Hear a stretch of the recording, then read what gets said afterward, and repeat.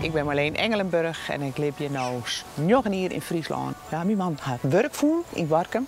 Na 20 jaar Ronestedt. Toen ben we naar de intensieve taalkursus gegaan. Taal is maaidelen. Aan twee kanten maaidelen. En ik die zelfs maaidelen. Pieter, dat is Pieter. Dat noemen van Jaap, ik denk dat moet gewoon eens wat meer op stemd worden.